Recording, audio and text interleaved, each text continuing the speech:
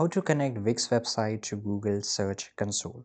So if you want to connect here, but make sure that ensure you have a premium Wix plan and connected domain because this is necessary for the verification process here. Now publish your website because this is also important. Right now log in into your Google Search Console.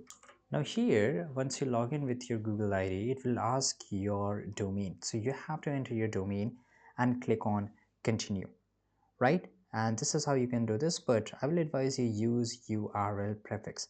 So click on add property and select the URL prefix option. Enter your complete website URL, right? For example, www dot whatever your website domain it and .com, .in, .uk, whatever it is, and click on continue. Now here, after adding your site, select the HTML tag verification method, copy the provided meta tag code. You will need this for the next step. Now get back to your Studio Wixio account, navigate to the dashboard of the site you want to connect, hover over marketing and SEO. So you can just go to the marketing here and you will get this option of marketing and option somewhere SEO, right? Let me just look for it here.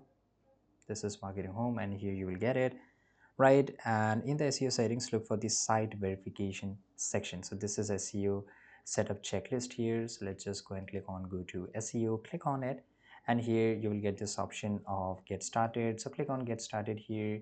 Now what's the name of the business or brand? So you have to enter here. So let me just enter it, click on next, and you have to choose option, right?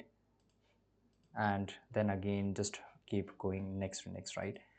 And here you have to add the perfect keywords which align with your brand, right? For example, kitchen, right? So I can just enter, you have to enter up to 5 keywords here, and in this way you can just move to the next part. And this is a SEO setup checklist. Now here you can add your Google Search Console here.